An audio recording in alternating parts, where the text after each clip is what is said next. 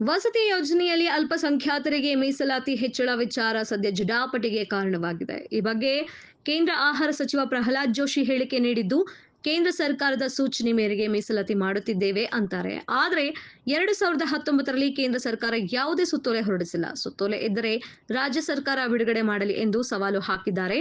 ಜಮೀರ್ ಹೇಳಿಕೆಗೆ ಜೋಶಿ ತಿರುಗೇಟು. ಇತ್ತೀಚೆಗೆ ಸಚಿವ ಜಮೀರ್ ಅಹಮದ್ ಖಾನ್ ಈ ಬಗ್ಗೆ ಮಾತನಾಡಿ, ಈ ನಿರ್ಧಾರ ಈಗ ಕೈಗೊಂಡ ತೀರ್ಮಾನವಲ್ಲ. 2019ರಲ್ಲಿ ಮೈತ್ರಿ ಸರ್ಕಾರದಲ್ಲಿ ಎಚ್.ಡಿ. ಕುಮಾರಸ್ವಾಮಿ ಅವರು ಮುಖ್ಯಮಂತ್ರಿಯಾಗಿದ್ದಾಗ 15% ಮೀಸಲಾತಿ ಬಗ್ಗೆ ಸಂಪುಟ ಉಪಸಮಿತಿ ಶಿಫಾರಸು ಮಾಡಲಾಗಿತ್ತು ಎಂದಿದ್ರು. ಸದ್ಯ ಇದೇ ವಿಚಾರಕ್ಕೆ ಸಚಿವ ಪ್ರಹ್ಲಾದ್ ಜೋಶಿ ತಿರುಗೇಟು ನೀಡಿದ್ದಾರೆ. ನಗರದಲ್ಲಿ ಮಾಧ್ಯಮದವರೊಂದಿಗೆ ಮಾತನಾಡಿದ ಜೋಶಿ, ಈ ಬಗ್ಗೆ ನಾನು ಟ್ವೀಟ್ ಮಾಡಿದ್ದೆ, ಅದಕ್ಕೆ ಸಿಎಂ ಉತ್ತರ ಕೊಟ್ಟಿಲ್ಲ. ಕಾಂಗ್ರೆಸ್ನವರು ಅಲ್ಪಸಂಖ್ಯಾತರ ತುಷ್ಟೀಕರಣ ಮಾಡುತ್ತಿದ್ದಾರೆ. ಕಾನೂನಿನ ಮೇಲೆ ಕಾಂಗ್ರೆಸ್ನವರಿಗೆ ಗೌರವವೇ ಇಲ್ಲ. ಅಧಿಕಾರಿಗಳನ್ನು ಅವರ ತಾಳಕ್ಕೆ ತಕ್ಕಂತೆ ಕುಣಿಸುತ್ತಿದ್ದಾರೆ ಎಂದು ವಾಗ್ದಾಳಿ ನಡೆಸಿದ್ರು. ಲಾಜಿಕಲಿ ಪ್ರಶ್ನೆ ಕೇಳಿದ್ರೆ ಅವ್ರು ಜಬರಿಸ್ತಾರೆ, ಬೈತಾರೆ ಅವರು. 19ರೊಳಗೆ ಯಾವ ಸರ್ಕ್ಯುಲರು ನಾವು ಕೇಂದ್ರ ಸರ್ಕಾರದವರು ಕೊಟ್ಟಿಲ್ಲ.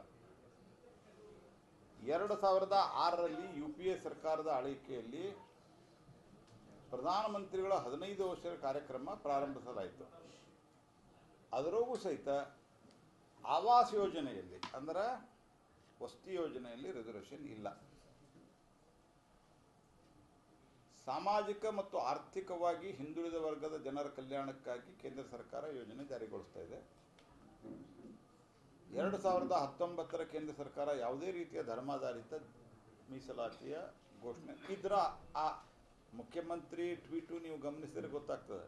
ಸರ್ಕ್ಯುಲರ್ ಇದ್ದರೆ ಸರ್ಕ್ಯುಲರ್ ಅವರು ಅದರ ಜೊತೆಗೆ ಬಿಡುಗಡೆ ಮಾಡ್ತಾಯಿದ್ರು. ಸರ್ಕ್ಯುಲರ್ ಇಲ್ಲ ಅದು. ಹಾಗಾಗಿ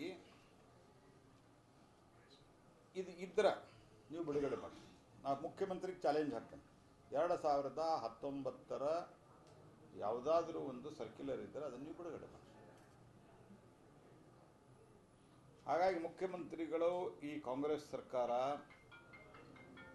ಕಾಂಗ್ರೆಸ್ ಪಾರ್ಟಿಯ ನೀತಿನೇ ಶಹಾಬಾನು ಪ್ರಕರಣದಲ್ಲಿ ಇಂದ ಹಿಡಿದುಕೊಂಡು ರಾಮ ಜನ್ಮಭೂಮಿಯ ಮೇಲೆ ಈಗಿನ ತಥಾಕಥಿತ ಇಂಡಿ ಘಟಬಂಧನದವರು ಗೋಲಿಬಾರ್ ಮಾಡೋದರಿಂದ ಹಿಡಿದುಕೊಂಡು ರಾಮನ ಅಸ್ತಿತ್ವವನ್ನು ಪ್ರಶ್ನೆ ಮಾಡೋದನ್ನು ಹಿಡಿದುಕೊಂಡು ಈಗ 4% ಕಾಂಟ್ರಾಕ್ಟ್ದಲ್ಲಿ ಮೀಸಲಾತಿ ಮತ್ತು ಸ್ವತಃ ಪ್ರಧಾನಮಂತ್ರಿ ಮನಮೋಹನ್ ಸಿಂಗ್ ಅವರು ಅಲ್ಪಸಂಖ್ಯಾತ ಮುಸಲ್ಮಾನರಿಗೆ ದೇಶದ ಮೇಲೆ ಸಂಪನ್ಮೂಲಗಳ ಮೊದಲನೇ ಹಕ್ಕನ್ನು ಹೊಂದಿರುವಂಥದ್ದನ್ನು ಹಿಡಿದುಕೊಂಡು ಸರ್ಕಾರಿ ಗುತ್ತಿಗೆಯಲ್ಲಿ 4%, ಮುಸ್ಲಿಂ ವಿವಾಹಿತ ಮಹಿಳೆಗೆ ಶಾದಿ ಭಾಗ್ಯ ಯೋಜನೆಯಲ್ಲಿ 50,000, ಉಳಿದವರಿಗೆ ಹಾಕಿಲ್ಲಪ್ಪ ಬಡವರಿಗೆ. ಉರ್ದು ಶಾಲೆಗೆ ಅಭಿವೃದ್ಧಿಗೆ 500 ಕೋಟಿ, ಕನ್ನಡಕ್ಕೆ ಹಾಕಿಲ್ಲ. SCP TSP ನಿಧಿಯಿಂದ 10,000 ಕೋಟಿ ಇದನ್ನು ಅಲ್ಪಸಂಖ್ಯಾತರಿಗೆ ಕೊಟ್ಟಾರೆ. ವಿದೇಶಿ ವ್ಯಾಸಂಗ ಮುಸಲ್ಮಾನರಿಗೆ ಮಾತ್ರ ಮಾಡಲಿಕ್ಕೆ 30 ಲಕ್ಷ ರೂಪಾಯಿ ಬಡ್ಡಿ ರಹಿತ ಸಾಲ. ವಕ್ಫ್ ಆಸ್ತಿ ರಸ್ತೆಗೆ 150 ಕೋಟಿ ರೂಪಾಯಿ. ಮುಸಲ್ಮಾನರ ಅಭಿವೃದ್ಧಿಗೆ 4,000 ಕೋಟಿ ರೂಪಾಯಿ ಮೀಸಲು. ಅದರದ್ದೇನೋ ಒಂದೇನೋ ಇದು ಮಾಡ್ಯಾರ, ಬೋರ್ಡ್ ಮಾಡ್ಯಾರ.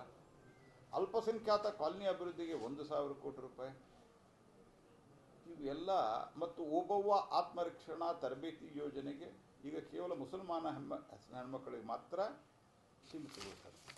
ಅಂದರೆ ಟ್ರ್ಯಾಕ್ ರೆಕಾರ್ಡ್, ನಾ ಇದನ್ನೆಲ್ಲ ಯಾಕೆ ಹೇಳ್ತಾ ಇದ್ದೇನೆ ಅಂದರೆ, ಟ್ರ್ಯಾಕ್ ರೆಕಾರ್ಡ್ ಇರೋದು ಅಲ್ಪಸಂಖ್ಯಾತರ ತುಷ್ಟೀಕರಣ.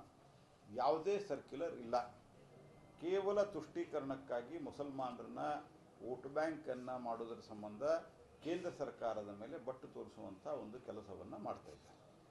ಸೊ ಆ ಸರ್ಕ್ಯುಲರ್ ಇದ್ದರೆ ಬಿಡುಗಡೆ ಮಾಡಬೇಕು. ಇದು ನನ್ನ ಚಾಲೆಂಜ್ ಮುಖ್ಯಮಂತ್ರಿಗೆ. 2019 ಯಾವ ಸರ್ಕ್ಯುಲರ್ ಬಿಡುಗಡೆ ಮಾಡಿ.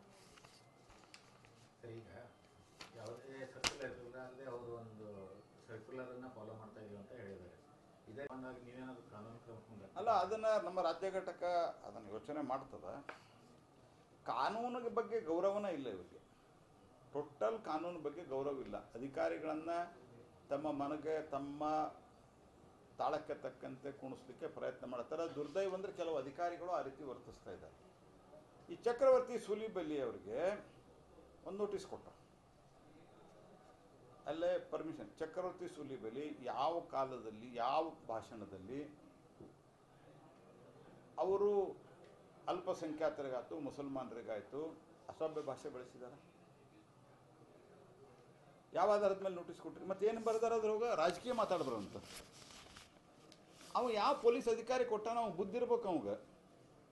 ತಲೆಯೊಳಗೆ ಮೆದುಳಿದ್ದಂಗಿಲ್ಲ ಅವಾಗ. ನಾಳೆ ಕೋರ್ಟ್ನಾಗ ಕ್ವಶನ್ ಆದ್ರೆ ಮತ್ತೊಂದು ಸರ್ಕಾರ ಬಂದಾಗ ಎನ್ಕ್ವೈರಿ ಮಾಡಿದ್ರೆ ಏನಾಗ್ತದೆ ಅವನ ಪರಿಸ್ಥಿತಿ? ಬುದ್ಧಿ ಬೇಡ ಇಷ್ಟು. ರಾಜಕೀಯ ಮಾತಾಡ್ಬಂದು ಮತ್ತು ನಾವು ರಾಜಕೀಯ ಮಾತಾಡ್ತಾ ಇದ್ದೀನಪ್ಪ.